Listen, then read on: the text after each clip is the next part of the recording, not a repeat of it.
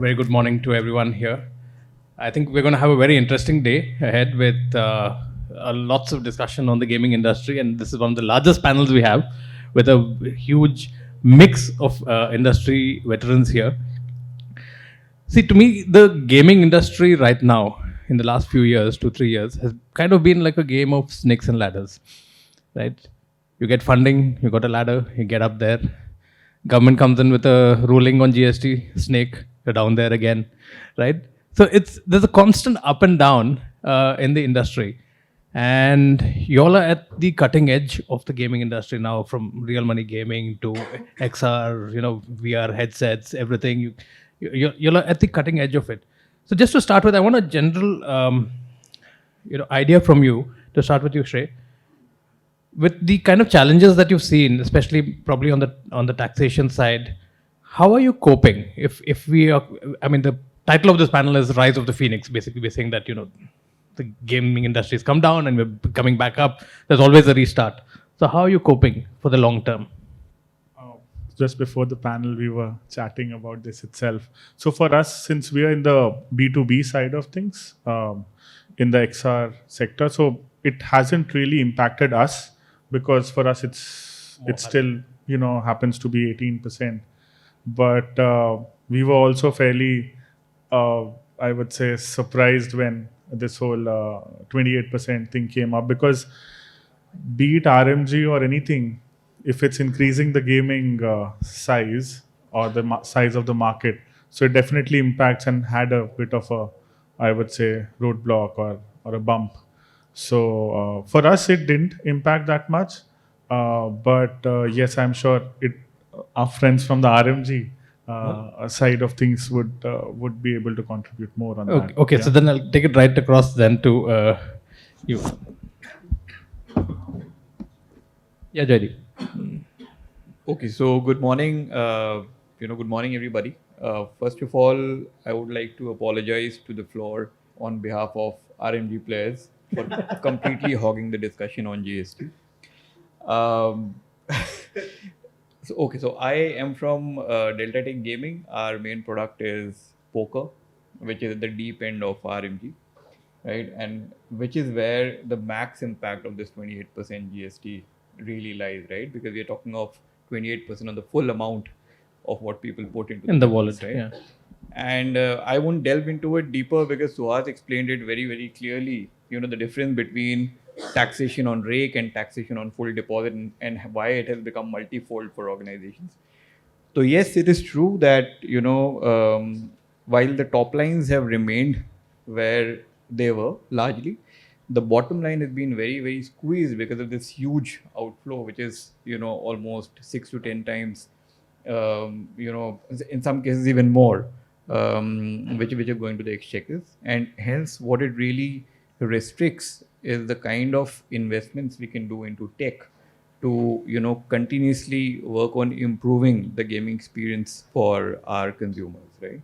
Which is where it gets really, really stressed. Now, we can't step back from saying that we will not bring in the new innovative features, new different kind of games which engage consumers better, and hence there's a lot of pressure on the tech teams. We've not been able to grow the teams while we've been pressurizing them, and hence I would say most of the real money gaming tech teams are under humongous amount of pressure, right? You having to pull off big things with very, very limited teams and investment behind tech, right? So that's where the challenge is, and hence what we are seeing is that our leeway, our elbow room is getting restricted there, right? But other than that, we continue to be invested in this sector, and we hope we'll see a point where it becomes a little more feasible for us to invest behind creating the right kind of products and right kind of experiences for our consumers. So right. that's the hope. And the interesting thing is that even inside, so if we talk numbers, 540 odd million gamers, 140 odd million paid gamers, right? Of that, about 70 odd million real money gamers in India today, right? 7 crores. Of that, largely it is rummy, fantasy, and poker. Poker would be about 5 odd million, give or take, right? Installed base would be higher, but people who are regularly playing. So that's where we're talking about. And poker is the worst hit by this regulation, right? So for us, if I come to Rise of the Phoenix, basically, where do you see that? Sohas called it out, saying, if people play more and more and stick to the platform, which again comes back investing in innovation, you can see some bit of this coming back. Second, if the entire 70 million people who are playing RMG, if they graduate towards playing poker, which is a more demanding game, which is a more challenging game, right? That's where you see a bit of a rise coming in, right? Those are 2 points. Yeah, but that also gives rise to having them in the game play much longer, coming back again and again, maybe allowing them to win. I don't know. There should be some cheat codes or something like that. No, you can't, because the platform has to be very neutral, and Right. and it is RNG certified, right? Most of our platforms are RNG certified, right. so you can't influence. So if I was to come to you, Rahul, how has this the change in regulations in the last 2-3 years impacted you at Microgravity? Thank you, Mr. Povaiah, for having us over here. So I represent Microgravity. We essentially set up arena. So we anchor experiences on the ground, and we look forward to building hyperlocal communities by continuing that experience online. Having said that, I think our main focus areas has really been setting up world-class arenas where multiplayer is the anchor strategy. So shared experiences actually generate a lot of entertainment, chatter, buzz. And we are also looking to expand into B2B, essentially around esports, because large distributed workforces, multi-city, there is an element of employee engagement which can be given a lot more impetus, if I put it that way, right? So having said that, I think if we step back a little, if we look at the gaming world, and as Joydeep rightly pointed out, you're asking me this question because of the right reasons, right? The regulation has impacted the sentiment, and the sentiment essentially is coming from 8 to 84% of the market is RMG, right, in India, right? Which essentially, if you look at it in global terms, it's still 1.5%. I think somebody, Subi, I think, mentioned the first. So we are still not there in terms of revenue realization. India is a very cost-conscious economy, and culturally we are very different, right? If you look at some of the other countries, for example, United States or China consumes a lot of localized content, right? It's more around entertainment, right? If you look at the US, I think it's your consoles, almost 60%, 40 to 50% minimum is actually on, mid-core or AAA games, right? So different markets respond to it differently. So the sentiment in India has been impacted in terms of investments. If you look at the 2022 investments in the country, it was close to 12,300 crores. And this was as per an EY report. I'm not making up this huge number, but it's massive, right? 23 was about 730 crores. So there has been a significant dip in terms of investments which has come in, which effectively affects people like us. We are trying to get into white spaces, which is not a big area backed by big wallets, right? So it affects everybody, right? So I think that would be my take on this. Thank you. Siddharth, how has it impacted you when the change in regulations and the change in sentiment also, has he put it, in the last couple of years? Right. So first of all, thank you for having me. I'm really happy to be here with the larger group of brilliant minds discussing this topic. It directly, it has not impacted us, and that's one of the things that I want to speak about a little bit also, that it is important that we get the nomenclature right here. Gaming is not equal to real money gaming. Gaming is a larger economy or a larger industry, and real money gaming is one part or one subset of that that's been impacted by GST. I come from, or my background or my company is more within the esports side of things, which has thankfully not been impacted so much directly. However, like my panelists said, that the sentiment around gaming has started to become slightly tense. And that has kind of impacted us in some ways. And the other impact that we've seen is indirectly, as in some of the clients that we were working with have been impacted directly. And as a result, that has brought down some trickle effect to us. One of the things that I would urge the people deliberating over these things is to get the nomenclature right. I think if we continue to call real money gaming in general, it's going to take all of us down. If But at still, all the I mean, not just real money gaming, games of chance, games of skill. game of also chance and game of I'm saying if at all the ruling at the end of this entire process is adverse, unfortunately, right? Even people who are today not going to be impacted by it, just because we call it gaming in general, will be taken down with it. And I think if there is going to be an adverse effect, at least let's try and protect the ones that are not impacted, and that kind of includes me. So that's one of the things that I want to talk about. That I think it's important that we get the definitions right. Real money gaming is not gaming; it is one of the aspect of one of the sub industries of gaming in general. Right. Deepak, you want to give me a quick take on this, and then we'll move to the next. Sure. Question. So I represent Octro, which is one of the older players in the game. Octro has multiple titles in Teen Patti. We also have a real money game in Play Rummy and Poker Cash. So I can give a balanced view on both the things actually. Earlier, we did have a big part of our revenue from real money, which is Play Rummy. And that part of the business surely is impacted in a big way because of the taxation part of the thing. However, what I would also say is that the companies which are doing a fabulous job on controlling their costs, or are able to innovate and work across with their constituents to get the things right and to decrease the impact of the GST, are still profitable. We are also one of them. We have been able to mitigate these costs to a large extent and still maintain our profitability. However, having said that, we are also looking to go more social. We have increased our exposure in the social by way of acquisition and going out in the international arena as well. So it's a combination of things that we are doing to actually mitigate that impact. But the GST impact is a real impact that's come on the big RMG players as well. Right. So just a quick question actually to all of you.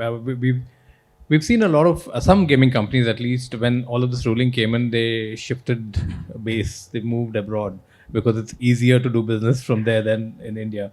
Did that thought occur to any of you? Did you ever think of doing something like that? Maybe for taxation purposes? Yes, of course. There is red tape in India. There is regulatory ambiguity currently. And there are tax benefits outside of India. So we have considered setting up subsidiaries outside of India to be able to manage our money more effectively.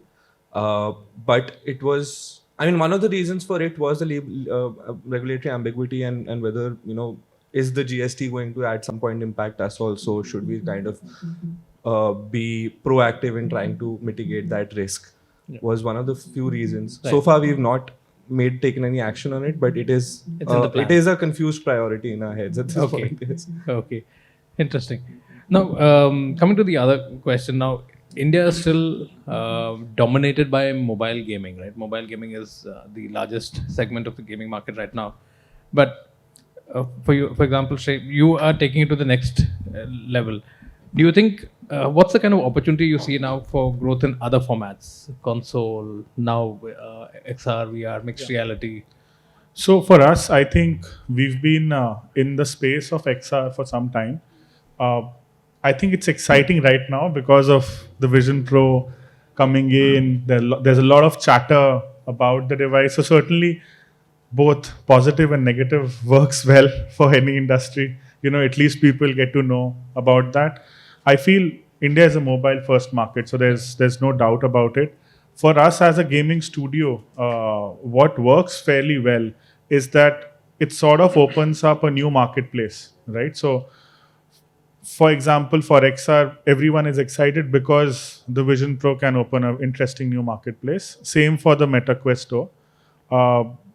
Recently, the Quest Store also had fairly good revenues, though the total losses are fairly high, still fairly high, because it's a new sector which is being set up. But I think that said, XR or virtual or mixed or augmented reality does happen to be the next frontier of engagement, right? Because that's where, after the phones, that's where the impact would be. So I think for us, it's certainly for us, and I think for a lot of gaming studios, that this is also an interesting niche to focus on. So smartphone gaming remains the main cash cow for most of us, but then XR happens to be one where we can sort of make some niche revenues. And also, I think there are a lot of creator-based workflows. So be it with UEFN and other creator-based economies, right? So for example, Roblox and UEFN and those sort of platforms as well. Okay. So that's generally, I think that's also places where we are looking at. So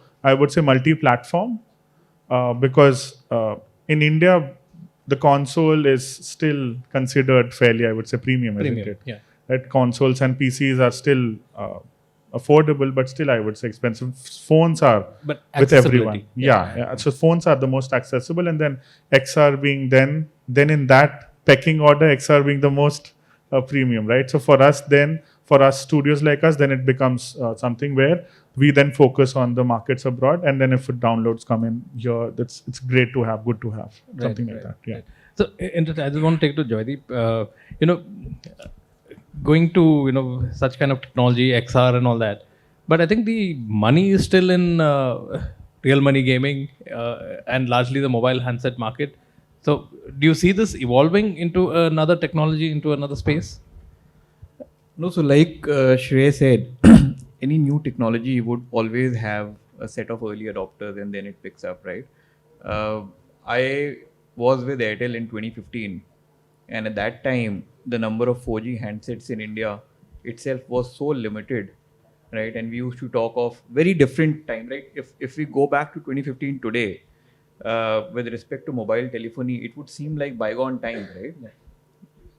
1 GB of data used to be 250 rupees, right? Today, you get so many GBs for 250 rupees, right? You can't finish them off, right? So times have changed. Everybody has a handset, right? People who have those normal phones today have it on purpose, like, yeah, mera battery khatam ho jata hai, right? And I don't want to use it for anything other than calling, right? Otherwise, everyone has a smartphone. Shubhi called it out that, the women in the household who always, used to use the phone once the husbands would come back from office or from work, would get to use the phone. Today, there's nothing like that, right? The penetration of smartphone has really gone through the sky. Along with that, high-speed internet, affordable high-speed internet. So I think the game 700 million plus handsets. Sorry, now. yeah. So the game is going to be still predominantly played out, and big revenue would still predominantly be on the mobile device. But yes, I think going ahead, new technologies like XR technologies would definitely become a more, more and more adopted, especially in giving your immersive gaming experiences, and that's where it'll start picking up. It would still be premium and niche service for a couple of years from here. But you never know how quickly things change. Like I have seen the transformation from 2015 to this. This could be faster than that. So probably in the esports arena, I guess you'll probably have a lot of uptake of this kind of technology. Yeah, Rahul. So I just wanted to add to Joydeep. I think if you just sorry, I'm saying this, but if you walk into microgravity, you can actually walk into the metaverse and experience it with 8 people. What do you do there? You collaborate, you are exposed to a virtual world with your friends. Although you are in the physical space, you are in the virtual world, and you are actually exploring collaborating or competing, depending on what you need to do. So, as a business, right, we effectively went a little offline rather than online, and online was the second step. One of the main reasons why we did it is that revenue realizations are faster, better, tried and tested, right? We have done online as well. We've hosted big tournaments online on esports.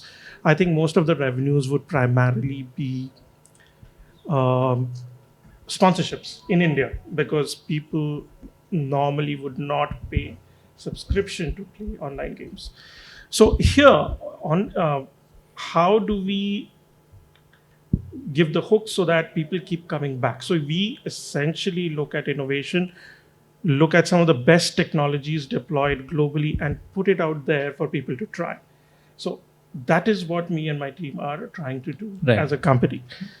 Having said that, in terms of the computing power, there is a lot of computing power required. For example, some of the machines that we use currently are third generation. Now the world has moved to fourth and fifth generation. So over there, you are actually carrying a backpack PC, right? But now things have actually moved into the headset directly. Next month, on another 4 months, if 5G comes, there will be absolutely no latency.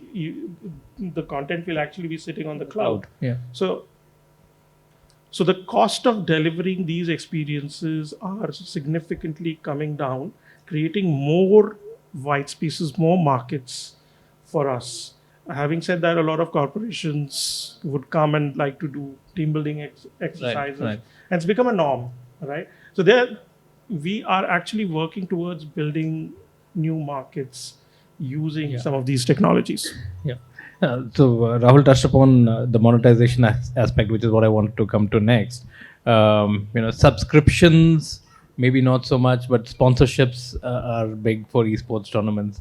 So how, and I'd like to take this question to everyone, starting with you, Siddharth, and come this side to there. How are you all looking at monetization in the gaming space? What is your primary thing? In-app purchases, subscriptions? What are the kind of monetization models that you're looking at now? And has that picked up? Because in India, everyone, even though there are a lot of freemium models, people go to a certain level and then they stop there when you have to buy a token or buy something to pay to get to the next level, right? Right. So let me answer that question from our perspective, from a media company's perspective and an agency's perspective in the esports space, right? He's perfectly right in saying that so far the primary monetization strategy for companies and operators within the gaming and esports space in general has been sponsorship money. But it is a very unsustainable approach, I believe, that tomorrow if there is a recession, not just the company that's sponsoring you, but you, because you're dependent on them for your revenues, are going to be impacted. I strongly believe that the approach to monetization within the gaming space needs to be monetizing the user directly, and that kind of is currently halted as a result of the GST implication. You know how that's going to impact monetizing the user directly, and so which is why most plans for monetizing the user are currently put on hold till there is regulatory this ambiguity clears out, and which is why companies are considering moving outside of India.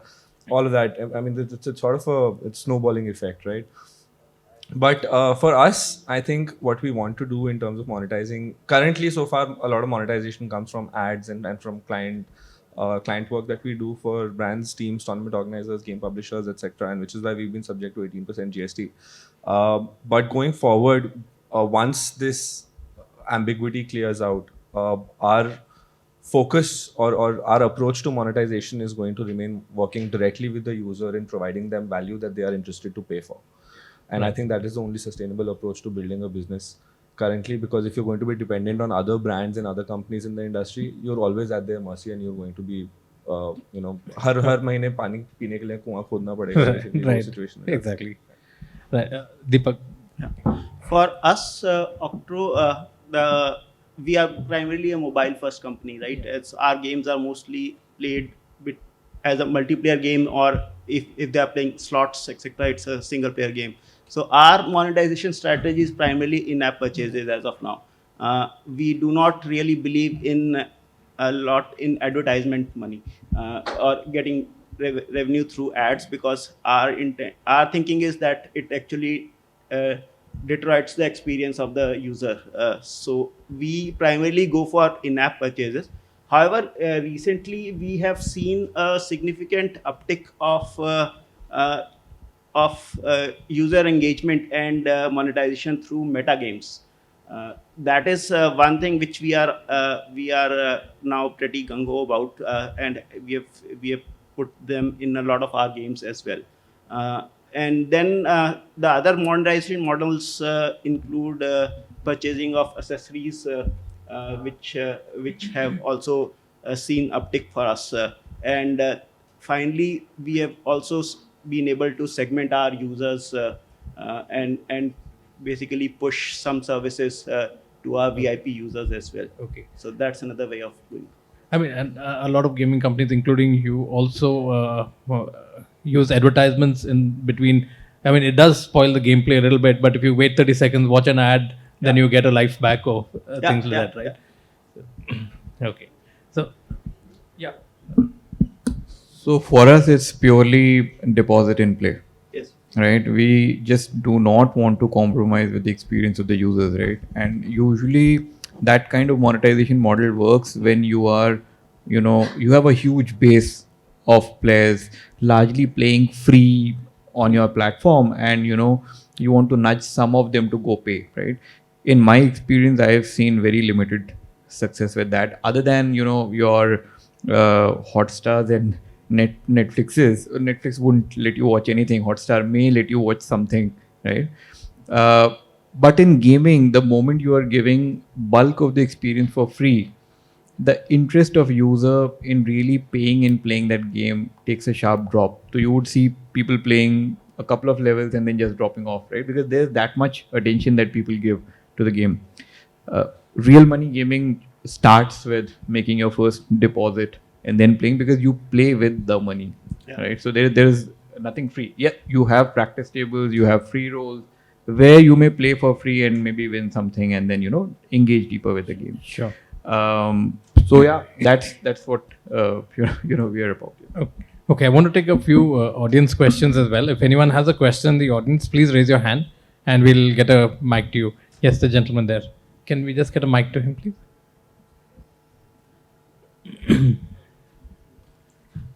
Please introduce yourself and ask your question. Yeah.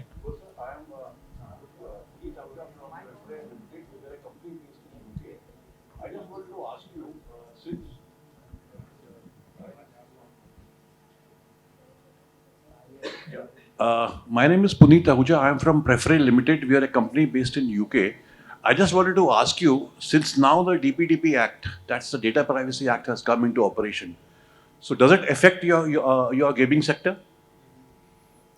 Who wants to take that? The DPDP Act? Yeah, Siddharth. I can start. I think data privacy is going to impact any company that's going to work with any user directly, and especially in gaming where often the user can be below the age of 18. I think data privacy is going to impact almost every company within the gaming sector. At least it's going to impact us very significantly, because you can engage with our content directly by sharing your data with us or giving us your preferences, etc. So at least for us, from a media point of view, data privacy is going to be extremely important, and it's something that we are very conscious of. And we are following the developments very closely to understand that to be compliant with it first of all, and ensure that we build the right practices and fences to ensure that our customers or our users' data is safeguarded. One question here, the gentleman in the middle. Yeah, center table, and then we'll take one question there.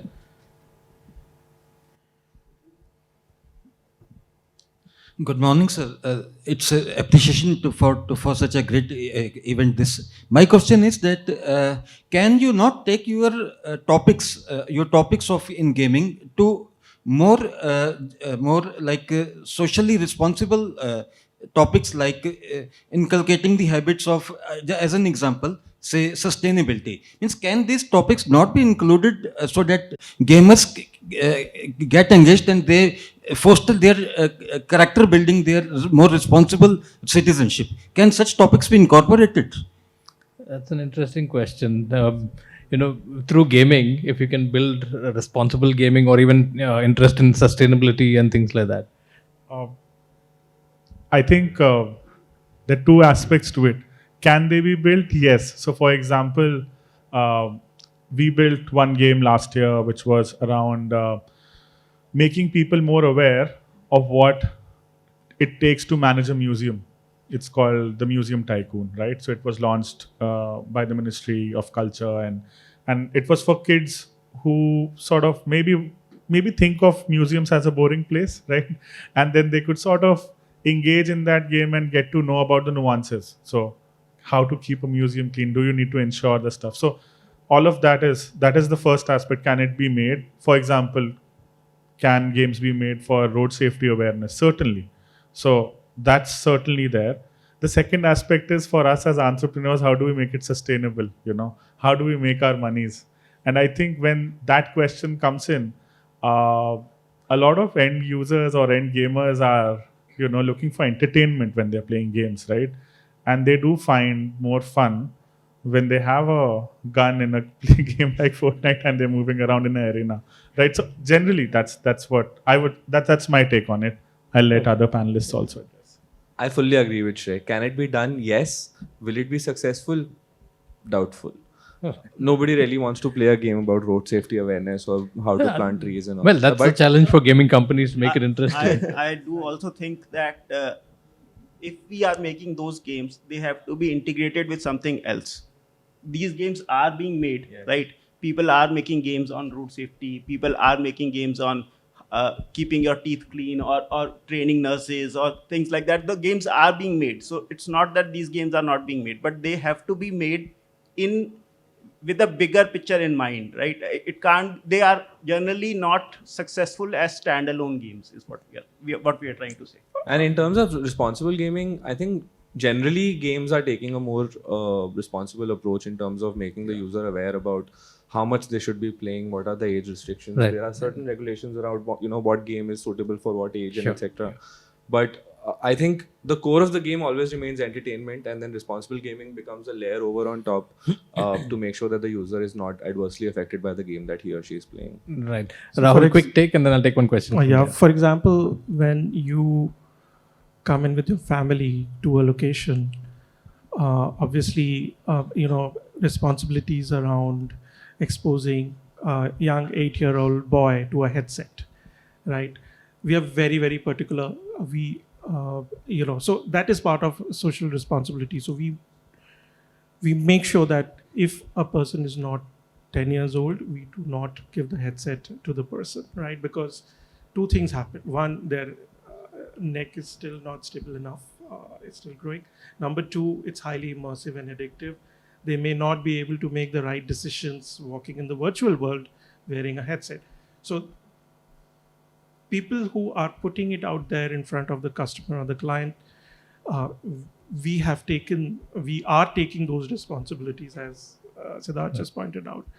Secondly, in terms of content, I think it also allows you to live your dreams, right? So for example, we often see mavericks driving down Delhi roads sometimes at high speeds, right? I mean, you may as well just create a rig in your home and test out all. Nowadays the haptics, the feel, the G forces, you can actually simulate all of that, right? So there's a lot that gaming can actually achieve in that sense. Right. Question over there, and then I think that's probably the last question. Yeah. Can you get a mic to him, please? Behind the white shirt, gentleman in the white shirt. Yeah. Hello, my name is Arjun. So first I have to say I've been really captivated by the discussions here. Even though I'm not from the gaming industry, but I think I've learned a lot about skill-based games and chance-based games. So my question is about team-building fantasy games. In your view, are they more skill-based or chance-based? And I ask this because, let's say a game like Dream 11, even though people can get better at it as they play, that would suggest it's a skill-based game. However, there are many factors beyond their control. for example, players are playing in a game of sport. Now that factor is not in the player's control. So is it more skill based or chance based? I think this is an eternal debate between Welcome to the chance dark and skill. side, sir. It is a question we're all trying to answer. Right. I think we're almost out of time. So just a quick question before we finish. Acha, one more question here. Yeah, go ahead. Can you get a mic here?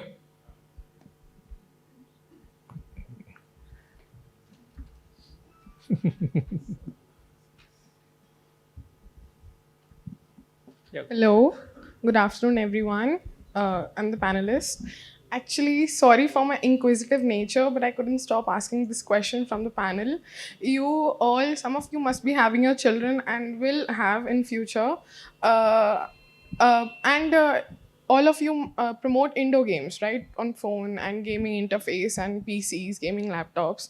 But my parents, being a youngster, they also encourage us to go outdoor, play outdoor games, sports, and all that.